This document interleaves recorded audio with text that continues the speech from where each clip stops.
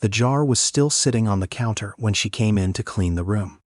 It was a mason jar, the old-fashioned kind with a rusted lid and a strip of masking tape where a label should have been. Inside, folded, small, and pressed flat, were coins and dollar bills, the kind of money you save the way some people save prayers. Not in a bank, not in a wallet, just in a jar on a counter in a motel room that smelled like industrial carpet cleaner and the ghost of someone's cigarette. The jar wasn't left by accident. Vera Hutchins could tell that much. It had been placed, centered on the nightstands beside the remote control, which had also been placed. Not thrown down the way most guests left it, but set parallel to the edge of the table, tidy and deliberate. The bed was made, not made the way housekeeping makes a bed, but made the way someone's grandmother made it. Corners tucked, pillow centered, the thin motel blanket pulled up and smoothed with a flat palm. The guest in room 11 had been making his own bed every single morning for 3 years. Vera set her cart in the doorway. She looked at the jar. Then she looked at the room, at the empty walls and the stripped luggage rack and the single coat hanger placed back on the closet rod. Nothing left behind.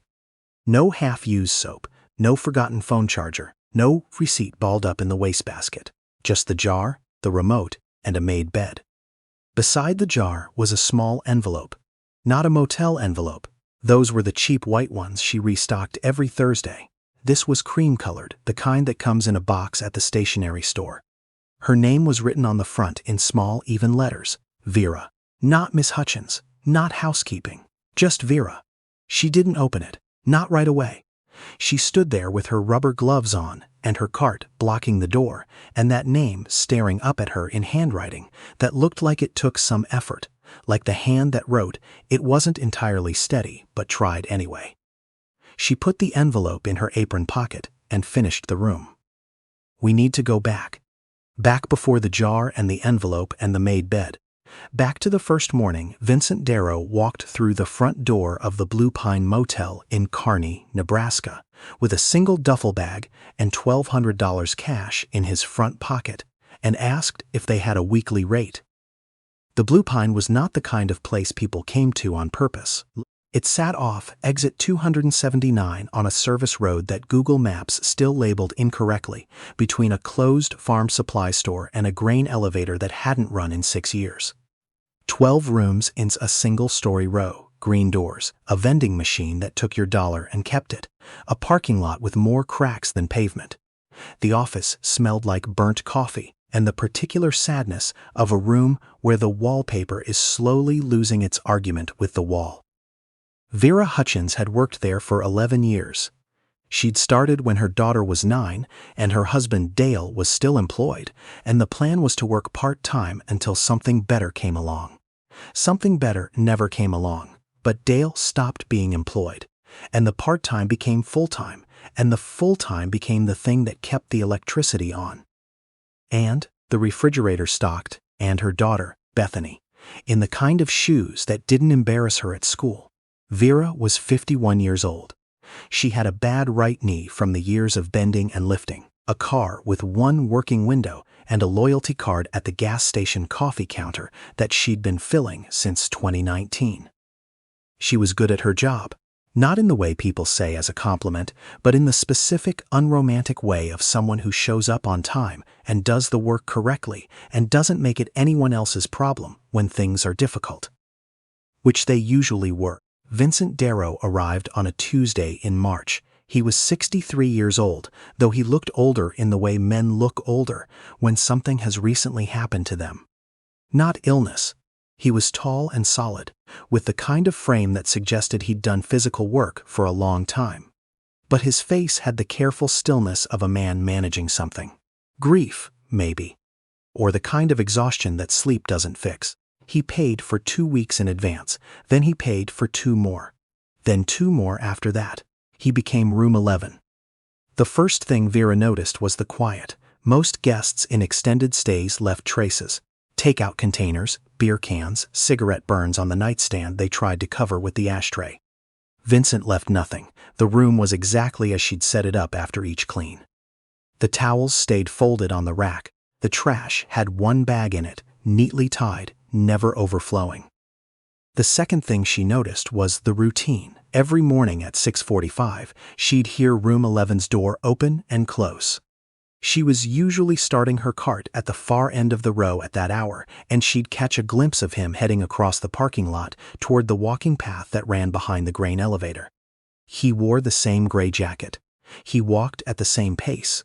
He was back in the room before she reached his end of the building. The third thing she noticed was the notebook.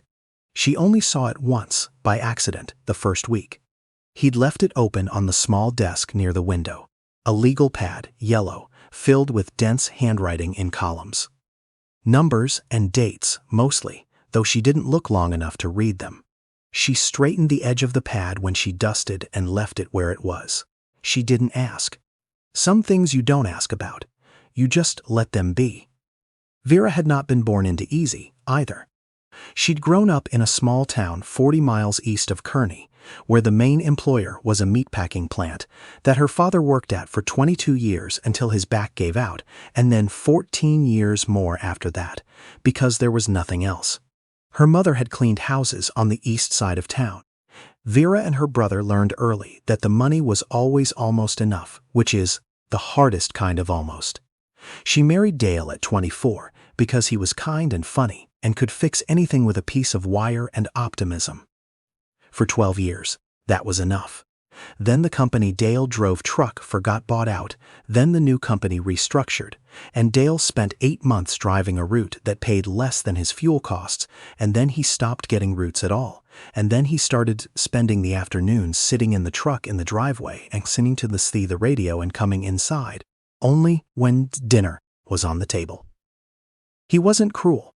He wasn't absent in any obvious way. He was just reduced, like something essential had been taken out of him, and nobody could agree on how to put it back.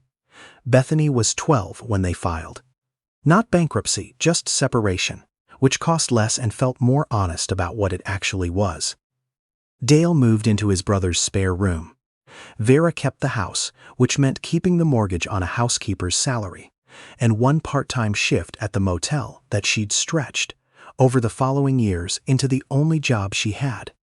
She learned to manage the way women in her position learn to manage. She bought meat on the last day of its sale date. She kept the heat at 64 degrees in winter and wore a cardigan in the house. She packed Bethany's lunch every day. Never bought, always packed, because the packed lunch was cheaper and because the note she tucked inside the bag was free and worth more than anything from the cafeteria. Little things. I'm proud of you. Make someone smile today. You are the best thing I ever did. Bethany was 20 now in Omaha, studying nursing. She called every Sunday. Vera worked, that was the shape of her life. And she was not unhappy about it. Exactly, just tired. In the particular way of someone who has been carrying something for a long time and can't quite remember what it felt like not to. Room 11 became part of her day. By the second month, she'd learned his schedule well enough to clean around it. He was always out in the mornings. He was usually back by 10. She'd do his room between 8 and 8:30, which meant she'd have it done before he returned, which meant he never had to see her in the way that some guests didn't like. The intrusion of the cart, the intimacy of clean sheets pulled by a stranger. She started leaving the window cracked, just slightly. The room faced east, and there was a tree line behind the grain elevator, cottonwoods mostly, and in March they were bare, but by April they'd started to green at the tips. She thought he might like the air. She didn't know why she thought this. She just did. One morning in late April, she found a note on the desk. Not addressed to anyone. Just a folded piece of motel stationery set in the center of the desk, where she always put the clean remote. On the outside, 2 words. Thank you. Inside, leave it cracked. I like it. She folded it back up and put it in her apron pocket and didn't say anything to anyone. After that, the window stayed cracked. In May, Vera's knee got bad enough that she started limping by noon. She'd known about it for 2 years. The orthopedist had used the word bone on bone with the matter-of-fact sympathy of someone who says terrible things with gentle voices. But the surgery cost more than she had, and the recovery time was longer than she could manage without income. So she'd been doing the thing people do when they can't afford to fix something. She managed it. She started her cart earlier. She took the hardest rooms first, before the knee stiffened. She kept a bottle of ibuprofen in her apron. She didn't say anything to her manager, Gerald, because Gerald had a way of noting things down that made Vera nervous about what he was noting. One morning in June, she came around her cart wrong, and her knee buckled, just slightly, not a fall, just a drop and catch, the kind of stumble that nobody sees. Or so she thought. That afternoon, she found something new outside room 11's door, a knee brace, still in the packaging. The kind from a sporting goods store, the good kind with the silicone support ring and the adjustable straps. A post-it note stuck to the plastic, 4 words in that careful handwriting. Saw you this morning. She stood in the parking lot, holding it for a long time. She told herself she would give it back. She would leave it at the desk with a note saying she couldn't accept it. That was the right thing.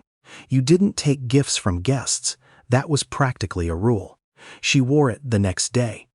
Her knee felt better by Tuesday. She didn't say anything to him about it. He didn't say anything to her. He left his room at 6:45. She cleaned it at 8:15. The window stayed cracked. Everything was exactly the same. Except that it wasn't. Something had shifted, small and unnamed. The way things shift when someone pays attention to you without announcing that they're doing it. She started noticing smaller things about the room. The legal pad on the desk was filling up. She could see more pages of it now. The handwriting still dense, but different columns than before. Less numbers, more words. She still didn't read it. But she noticed the pen he used. The same one every time, a blue rollerball. The cap worn from being clicked and unclicked. The way the lamp on the right side of the bed was angled slightly outward, which meant he read before sleeping. The single framed photograph he'd set on the nightstand. Just a wallet-sized print, tucked into the corner of the mirror rather than laid flat, so it was visible from the bed. A woman, older, laughing at something outside the frame. Vera didn't look at it long, but she looked. His name was Vincent, but she'd learned from the registration card that most people called him Vince. She'd never called him anything. They'd exchanged maybe 40 words in 3 months. One morning in July, he was still in the room when she reached his door. She knocked twice, the way she always did, and he said, "Come in," which guests almost never said. They usually came to the door. She pushed the cart to the threshold and said she could come back, and he said, "Please don't. I need to get out of my own head, and honestly, someone being here helps." She came in. She changed the towels and made the bed, and he sat in the chair by the desk and looked out the window at the cottonwoods. He didn't try to talk. She didn't try to talk. The window was cracked. A lawnmower started somewhere across the service road and ran for a while and stopped. When she was almost done, he said, "She would have liked you." Vera didn't stop what she was doing. She straightened the corner of the blanket. "Your wife," she said. Not a question. He nodded. She smoothed the blanket with her palm. She didn't say she was sorry. People said that too fast and too often, and it stopped meaning anything. Instead, she said, "She sounds like a good judge of character." He looked at her. Something shifted in his face. Then he laughed. It wasn't a big laugh, but it was real. Surprised out of him, the way laughs are when someone says the last thing you expected and it turns out to be the right thing. He pressed his hand over his mouth and shook his head a little, still laughing. When he stopped, his eyes were bright. "She was the best person I ever knew," he said. And then, quieter. "I don't know what to do with that in the past tense." Vera picked up her cleaning caddy. She said, "You figure it out one morning at a time." Then she pulled the cart back into the parking lot and kept working. She didn't think about it again until that night, lying in her own bed in her too-cold house. When she realized she'd been holding that moment close all afternoon, the way you hold something warm. August was hard. The motel had 3 rooms with plumbing problems, which fell to Vera to coordinate because Gerald was, in Gerald's own words, more of a big-picture guy. She was covering 2 extra rooms on top of her usual load. Her knee was flaring despite the brace, and the notice came from the county that her property tax assessment had gone up $200, which she received on the same day that her car's check engine light came on and stayed on. She called Bethany on Sunday and said everything was fine. Bethany was in the middle of pharmacology exams, and Vera was not going to be another thing Bethany had to carry. She didn't tell her about the car or the tax notice. She said the motel was busy and the cottonwoods were turning, and she'd found a good recipe for chicken soup that used the whole bird and stretched for 4 days. She didn't tell her she'd eaten that soup for lunch and dinner for those 4 days, because it was that or the electric bill. She got through August the way she got through everything. She showed up. She did the work. She didn't make it anyone else's problem. Room 11 stayed steady. Vincent was still there. By August, she could have told you things about him that no one else who'd ever met him at this motel could have told you. That he'd started sleeping better because the lamp angle had changed, tilted inward now, which meant he was done reading and turning it off, rather than falling asleep with it on. That he'd started buying fresh food instead of just the gas station sandwiches he'd been living on in spring. She could tell from the small cooler he kept by the window, the occasional apple on the desk. That he was writing more. The legal pad was almost full. She didn't know what he was writing. She didn't ask. One morning in late August, there was a note on the desk again. Longer this time, written on 2 sheets of the cream stationery he must have bought somewhere, because the motel didn't carry anything that nice. It was addressed to her. He wrote about his wife, Connie. He wrote that Connie had been a librarian for 31 years, and that she'd had the specific kind of patience required for a job where you help people find things they don't have words for. He wrote that Connie died 14 months ago, in June, on the first day of summer, which he found either very cruel or very poetic, depending on the morning. He wrote that he'd spent 3 months after she died trying to hold together the house and the routines and the appearance of a man who was managing, and then one day in March he got in his truck and drove west and stopped here because the exit had a gas station and he was low on fuel. He wrote that he'd been working on something since he arrived. Not something she needed to worry about, but something he needed to finish before he went home. He was going home in 2 weeks. He thought she should know that, rather than just disappearing, because he knew what it was like when someone left without saying so. He wrote that he'd noticed her knee, that first stumble in June. He wrote that he knew the brace was a strange gesture, and he hoped it hadn't made her uncomfortable, but Connie had the same problem with the same knee, and he recognized the way a person moves around pain when they've decided not to acknowledge it out loud. He wrote that he'd watched her work every day for 5 months. Not in a strange way, in the way you watch someone who reminds you that people are still capable of dignity, which was something he'd needed to see. He wrote that she was good at her job in a way that had nothing to do with the job. He wrote that he was leaving something for her in the room. At the bottom of the second page, he'd written her name again. Just Vera. Thank you for the cracked window. Connie always said, fresh air is the answer to everything. I think she was right. The letter was folded in thirds and tucked under the jar. Vera stood at the desk in room 11 with her rubber gloves off, holding those 2 sheets of cream paper, and she read them again from the beginning. Her lips moved. The cottonwoods outside the cracked window shifted in the late August air. She set the letter down carefully. Then she looked at the jar. It was heavier than she expected. She turned it in her hands. Inside, folded and pressed flat, were bills, 5s and 10s and 20s, layered with a precision that suggested he'd done this over time, adding to it methodically, the way you add to something you've decided to give away before you're ready to give it away. There was a slip of paper taped to the inside of the lid. She unscrewed the lid and read it. For the surgery. And don't say no. She sat down on the edge of the made bed. She didn't count it there. She counted it later, at home, at her kitchen table, with the jar in front of her, and the letter open beside it, and the overhead light buzzing the way it had buzzed for 3 years, since she'd replaced the bulb with the wrong kind and never gotten around to fixing it. $4,220. She read the number 3 times.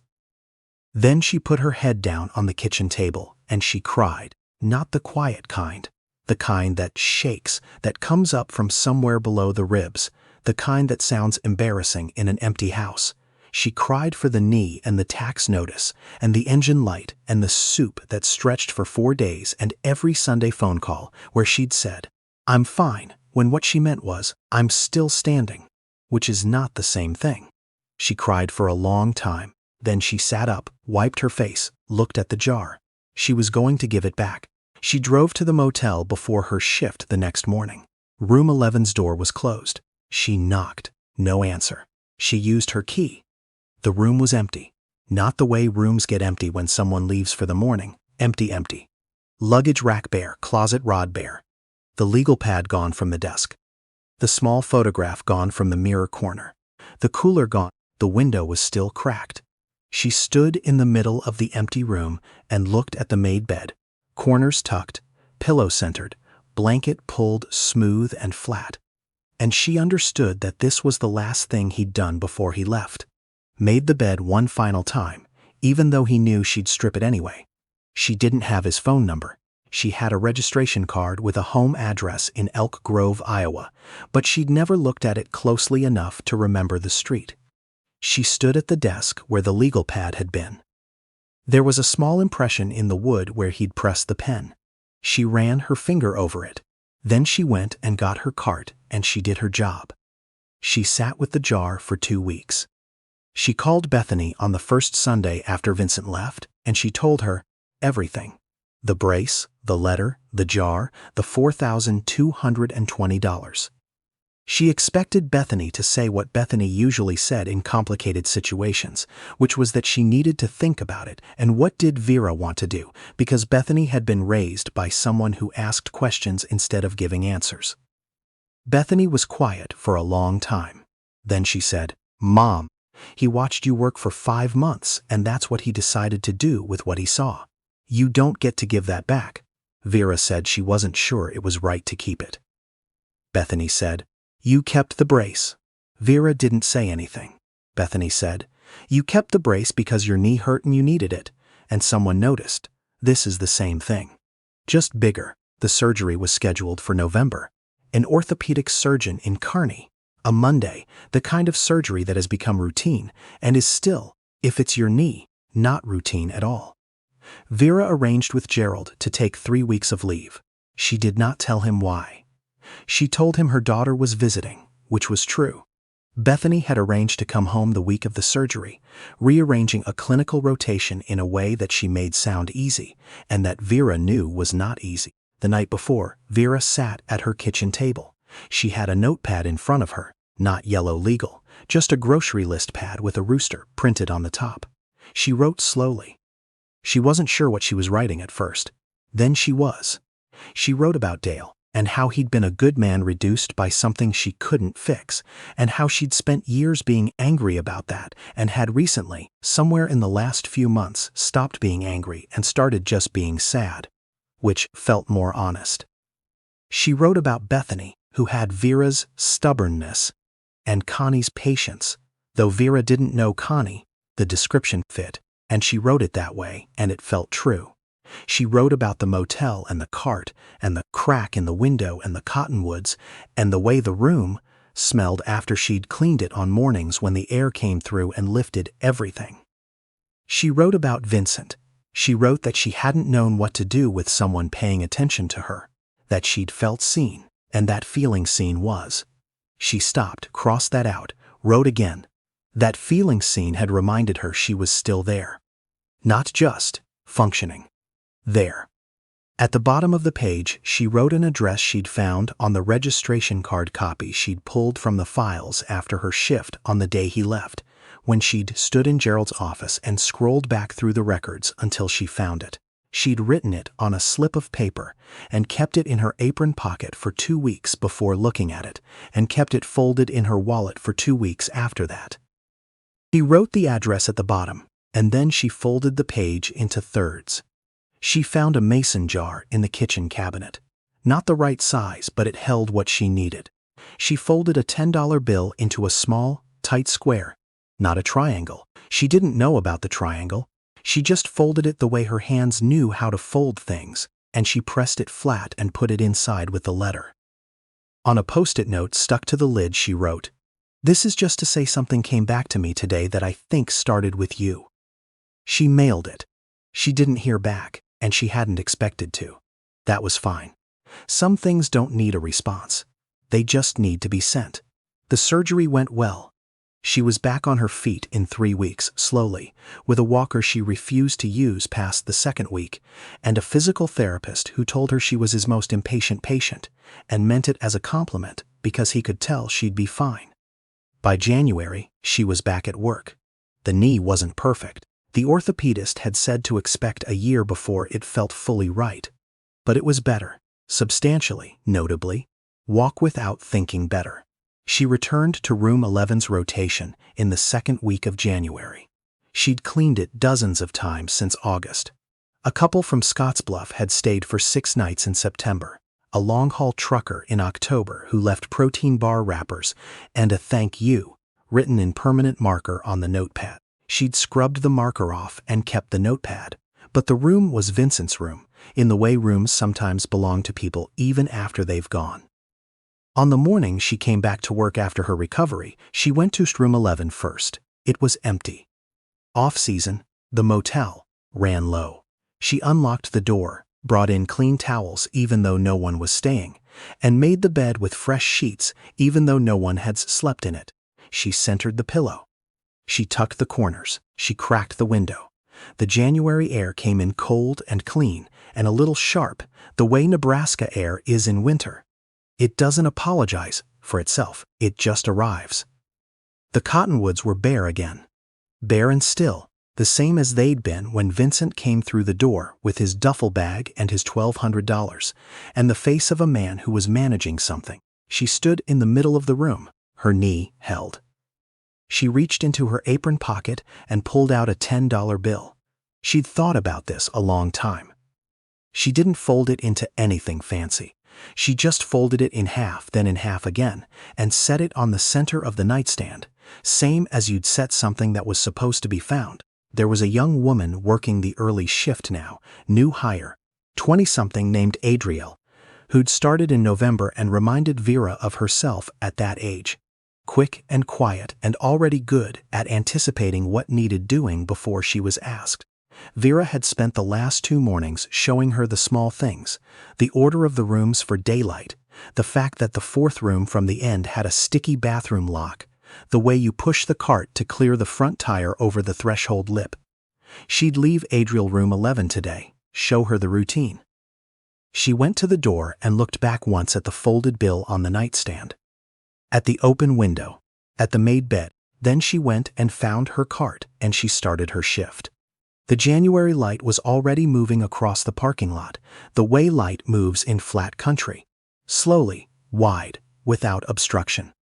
By the time it reached the window of room 11, it would come in gold and flat and stay for maybe 20 minutes before the angle changed and it moved on. Some things keep going even after the person who started them is gone.